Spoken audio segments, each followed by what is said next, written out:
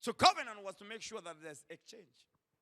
So in terms or in case of Abraham, his impotence was transferred.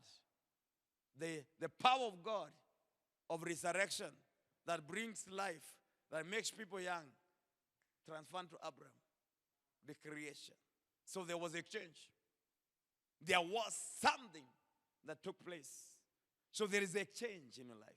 When Jesus died on the cross to make the covenant, there was exchange. He took away our sins. He gave us his righteousness. He took away our pains. He gave us his joy. He took away our sicknesses.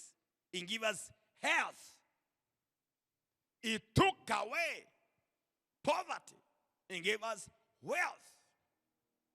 He took away many things that made you useless. He took away curses and gave you blessings. There was exchange on the cross. He took away your weakness and gave you a strength. And he said, it is finished.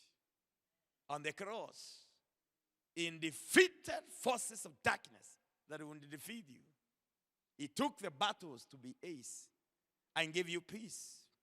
He gave peace and said, the peace I give is not the kind of peace that is given by the world. My peace is different. So there was an exchange. So that you live that life of Christ, not your life. You may have so many shortcomings, but as long as you come to Christ and you're in a covenant with God, they are swallowed. Those shortcomings, those things that makes you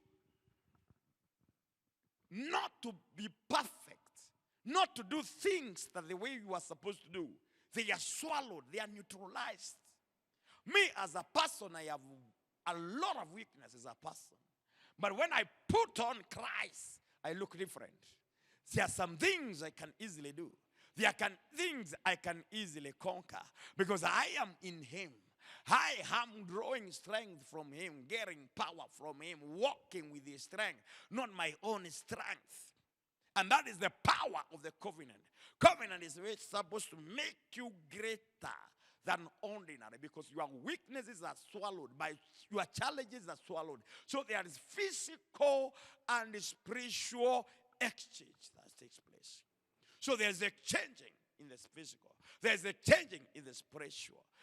These are power that is manifested or demonstrated by the covenant. I pray in the mighty name of Jesus that there shall be exchange today.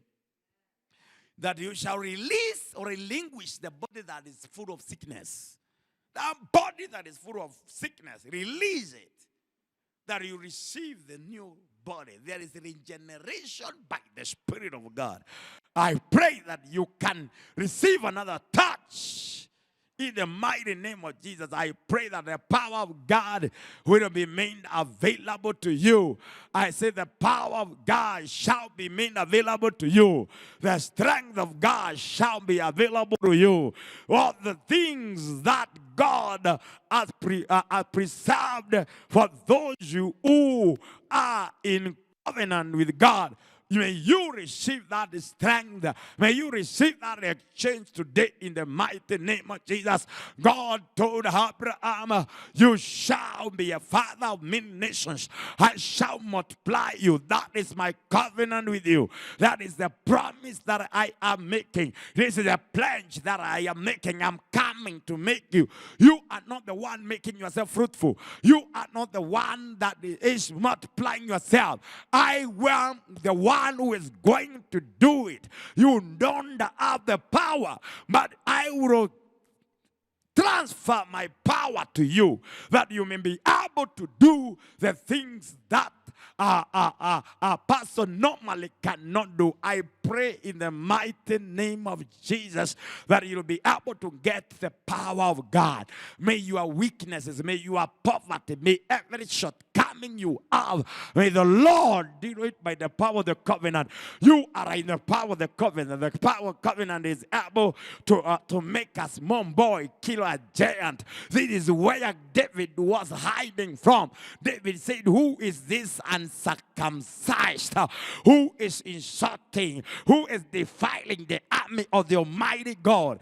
And then he went against him and he told him, I'm coming against you in the name of God of Israel, whose army you have defiled, and I'm going to give your body to the birds of the air, and the whole world shall know there is God in Israel who does not need weapon to save his people. In God the strength from God. What killed Goliath is the power of God. It's not the power of the stone. There was power behind the stone. There is anointing that was upon David. There was power that was upon David. And that is the power of the covenant. That is the power of the covenant. My Bible tells me the Gibeonites, when they were attacked by their enemies, they wrote a message, or they sent a message to Joshua. They are under covenant with Joshua. They animated covenant with Joshua, and they told Joshua, hurry up, your servant in trouble, come and rescue them. Joshua and the covenant with God. And when Joshua went there and prayed and called upon the name of God, attacked the enemies of Gibeonites, my Bible tells me what they were withdrawing and running, God released a stone from heaven, and those stone killed the enemies of the Gibeonites. More than that, were killed by the sword, because God was able to act according to covenant. The strength of Joshua, who was strong in God, was transferred to the Gibeonites, and the strength of God, who is almighty, was transferred to Joshua. Joshua and the covenant with the Almighty God, the Gibeonites and the covenant with God. That is how power is able to transfer from higher authority to the lower authority. You have a man of God with the covenant with God. You have a covenant with that man. That man, whenever you are in trouble, shall call God. God shall hear because of the covenant. Oh, we see in the time of Samuel and the covenant with God in Samuel chapter 7, we see the story, First Samuel, and when the children of Israel came and they were gathering together, and Samuel was judging over them. Then the lords of the Philistines, they heard that they had gathered together, and they came to attack them.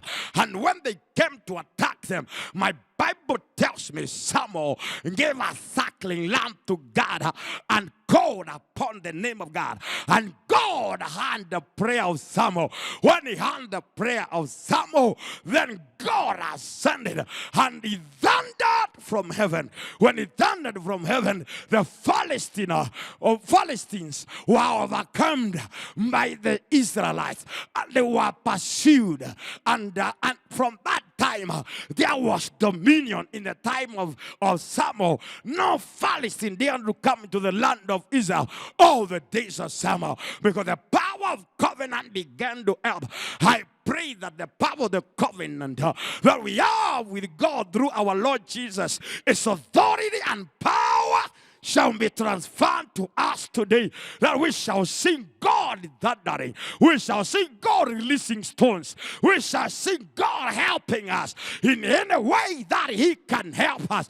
I pray in the mighty name of Jesus that we shall be in a position where our covenant with him is not dormant, that our help shall not be denied or blocked. I pray in the mighty name of Jesus that we shall have active altars. We shall be people of sacrifices. We shall be people of worship. That we shall keep our covenant with him active active every time. We shall not shy away from calling for his help. We shall not shy away for calling for his strength. The Gibeonites, they were mighty people according to the word, but they were not shy to call Joshua and to tell Joshua, come and help. Come quickly and don't delay. Come quickly and don't delay. Don't tarry. Your servants are in trouble. They called because they knew Joshua had connection with the Almighty God. And when Almighty God would come, they cannot be overcome by the enemy. I pray that we will not shy to pray.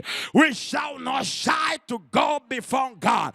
We shall not forget to call God into remembrance in his covenant. We shall not shy away from reminding him the covenant that we have with him. We shall not shy to call him in the time of trouble for our strength, because our strength is of God.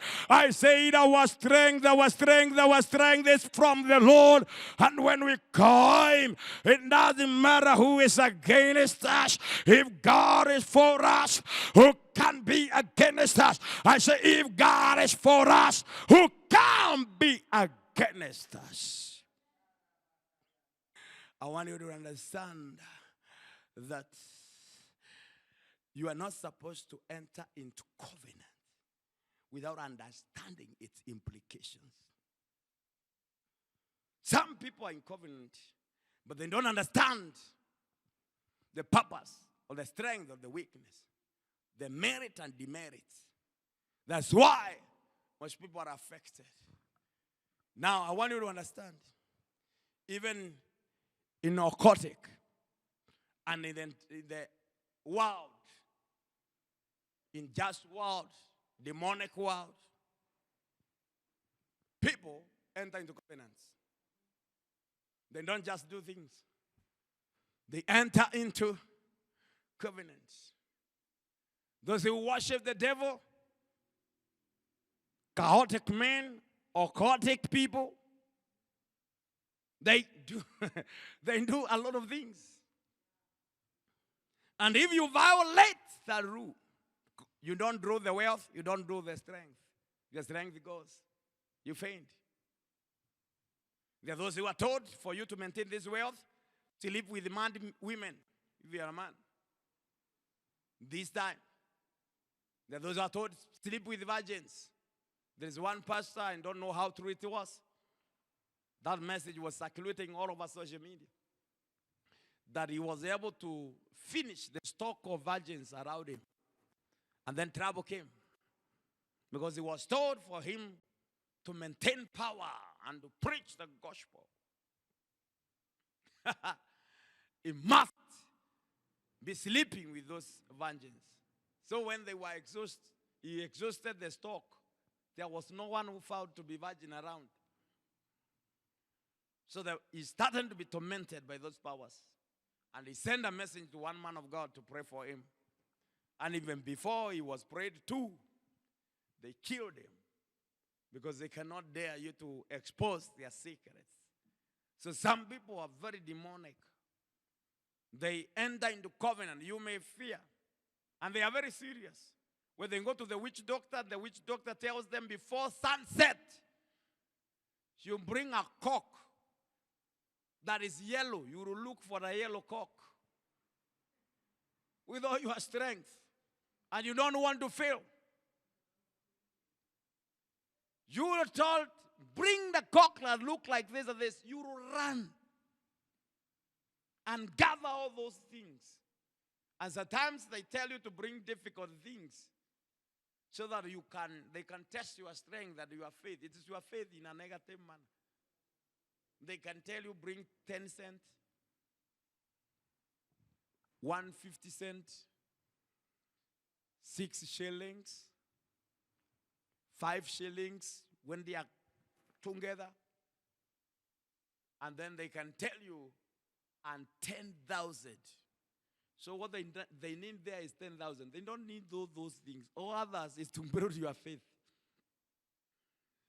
And then say, a cock, black, If you take one which is not black, even with a spot, they will take you back. When you return with the black, which is smaller, they will feel bad, but they will take it to build your faith. That's all. There is nothing more. It is your faith perverted in a negative manner. It's used in a negative way. And they will tell you, open your work between 5 and never close until this time. They want to coach you to work hard. Nothing more. And anybody who works hard is rewarded. So they do that. This is for your husband to accept you, wash, do this, wear this kind of dress. They are teaching you to be romantic. Nothing more. And they use your faith to turn you into their slaves. And you become their slaves. Because you follow what they want. So, some people have made themselves in such serious covenants. That is why you meet people try to prosper even in church and they fail to prosper. There are those who went to sorcery and the sorcerers took blood from them. They did something, they mixed with those chicken or goats. There are those who go there, they slaughter a goat, they are washed, their blood is cast, the blood of the goat, they are washed together. There are those who are made even to drink some things that have come from their own body mixed with something else. It may be your saliva or something else. And they connect you to those gods or to those forces through those kind of covenants. Others, you are given some marks, tattoos. There's some tattoos. When you love tattoos so much, some of you will end up entering into those kind of things. If you like marking yourself a lot in the body, you need to check why you are marking yourself. And there are certain things that made people mark themselves. Read the Bible and you don't understand. Those tattoos and everything. They are done for a reason. And I also believe even when you want to beautify yourself, there are some beauties that are not beauty. You need to understand that. When you tear your nose and put a ring, you are showing you are a very stubborn woman. You cannot be controlled. You need to be tamed. You see the bulls, those who carried the ring, the bull ring, are the bulls that were very stubborn. So they have put the ring here and they have put something. So that whenever it brings a problem, it will push. And here the nose is very painful. So the bull would not like to push. So will follow. So when you see that woman has a ring on the nose, prepare yourself for hand time and don't marry her if you're not ready to pull her around. Those who put them in the mouth, you can see horses, they are controlled. They put that so that you can control. It's the way of controlling. So these people are uncontrollable. Everything has a sign. And it has a meaning. Hello. So don't rush for anything thinking this is how people are doing it these days. In our place when we were growing, we used, there were some certain ratios. When you reach a certain age, there were some things that were supposed to be done. And there was markings that were supposed to be done in the body to identify you with a certain place. And when we were young, we were almost to be cut, those marks. But we ran away. It's God who told us to run away. My cousins that are almost my age, they have marks here. So even me, you would be seeing me with those marks if I did not run away that day. The day that had been planned for marking. Me and my sister, elder sister than me. We ran away. That fear saved us. Today, I don't know how you would be looking at me with those marks here. Anywhere I go in the world, I would be having those, and they don't leave. And they were to signify something. So some people are made to drink some things in a calabash. You drink blood. You drink this. Then others are vowing. You write a letter. Yours forever. Even you draw a heart and you draw an arrow. And then later you grow, you forgot you said yours forever. And this covenant follow you. You say, God is my witness. I have heard even a senior person here in the nation, no politician, saying, he met a lady, 20 years, and he told her, when you grow old, you mature, I will marry you. And he married her. The age, maybe the lady is almost a half of his age. That means the lady can be called his granddaughter. Some ones, they don't just come out. You don't know what they do after that. I was praying for a lady who used to visit, crying, going to the mortuary here in Murang.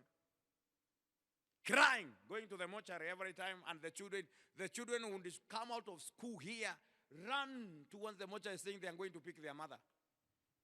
Demons were chasing them in that direction. Did you know what she did? She did something very, very terrible in her life. There is a man who came. And this is terrible. Things happen and you don't understand. And when this man came, he looked at her and told her, if it knows the way I'm going to marry, I would have married you. And she thought it's a joke. And then the man said, although my wedding is this week, even after I have married, you will ever be my wife. And the woman said, this is madness. How can I be your wife if I'm going to marry? The man said, bet me on that. And then the man left. When the man left, he went. After some times, he came back. He told her, I have come to fulfill my word. Which one? Marrying you. The lady laughed again. So, the man told the lady, you think you can resist me? You think you can turn away from me? It will not happen. And what happened? The man went. Some times later, a cat visited the woman. And the cat went around the woman. Just a cat, mysterious cat. And then the cat ran away. That day, the woman started looking for that man. And then they started seeing each other. Then what happened? The wife of that man that was married was told that the husband is going out. So the wife was very bitter. Went and confronted the husband of that one that is being taken. And told the husband, your wife is having an affair with my husband. Then the husband whose the wife has been taken said, go and tell your husband, I'm giving her to him for free. I paid dowry, but I have handed over freely. So the woman was confused. Who was thinking, when I tell the husband that your wife is having an affair with my husband, I will solve the problem. So that woman was left floating. So the other one now, who is now staying with the man who told her, I will ever marry you. Later, she felt that she is living a wrong life. And she was given advice. She was told, you must go to this and this place because this one is controlling you with some powers. Get these powers and come back. She went somewhere in Mombasa, given the power by the witch doctor that she was told about. She did a lot of wicked things. I don't want to say them here on here. And she was handed something, and she came. And she was told, you don't meet with that person at this and this level. And when you meet with this person, it's not that person, it will be his spirit. But it will look like that. And they met. Then finally, when they came home, the woman was told what to be saying and what kind of sacrifice to be giving. As long as she do that, the power will continue to protect her, and she will have dominion, and that man will never come, and everything will continue to be controlled in her life. And now what did she do? She forget. One day she woke up and forgot to do what she was supposed to do to the powers she was given. And then she was also late to take the offering that she was supposed to be taking. And those powers now turned against her. She tried to follow up for revival, for taming of those spirits, but it was too late. Then now, that's the disturbance. Until now she came. She told us the story, what was happening. We disconnected out the power and we prayed. And then our life came back to normal. The children stayed normal. The children went to school normally and they were not disturbed. In their houses, they were not beaten by demons the way they were being beaten. I have seen people beaten because of some covenant. You make covenant and you don't understand. There's a woman who used to go there where police barrier used to be. I don't know if it is there because I have not used this route for some time. Near Benedicto, somewhere there, you know where the police barrier. Every night for 7 years, she would go there the way she slept. So if she slept naked, she would find herself there. They were locking the door, putting everything possible on the door so that she would not come out. But the way she was coming out, she did not understand. The way she was opening, all those stones, everything can come out. She would feel exactly one. She feel herself now there. And then she start her journey with that cold. When it is raining, she is being rained on 7 years. Some covenants can torment you if you don't understand. She belonged to some religion. Some religions are dangerous. They cannot help you. So the lady comes. She was already paralyzed one hand. And she comes and shares the story with us. She had gone to deliverance pastors who say they can deliver and they can kick out any demon. But that time they were not able to kick out that demon. That demon was very strong. They gave her a book on deliverance to read. And then the one who was being delivered told her, this demon came from Mombasa, from the ocean. So we want to travel to Mombasa, near the ocean, and rebuke it there. And you have to give money. And the amount of money was given. So the demon, they wanted to shorten distance for the demon by traveling. So that it can near the place shorten. I don't know that demon, if it could get tired before it reaches Mombasa. They needed to nail it there so that they can rebuke. But that woman came and she was troubled for those years. All these things. And what we did is a simple prayer. I told him, you need just to give your life to Jesus. Jesus was telling people like you, your sins are forgiven. And they are set free. The woman said, you mean when I just repent and come to Jesus, all this will come to an end? I said, yes. I don't have time to tell you so many stories. Because people like to be told story at the umerogwa na huyu, ukaendewa na huyu. I want you to know that Jesus is able to make you free. You need to come to him. Just like that. I said, yes. Then she said, I am ready. I told her, kneel down. Say, Lord Jesus, I receive you. When she tried to do that, demon came and blocked her mouth. She could not talk. Then I told the demon, she has come, not in your territory. Go out. So the demon went out. She confessed Jesus. Her hand was stretched, became okay. Her life became okay. I like every time I see her visit the church. I feel good because I see how devil is defeated. Say amen. So devil can be defeated. That was on a Wednesday. On a Sunday, she came very happy in church. And she has not gone out from Wednesday, Thursday, Friday, Saturday.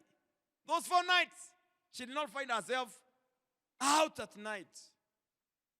She was very happy. She was crying, testifying what the Lord has done. So, some covenants with darkness can lead you in the very wrong life.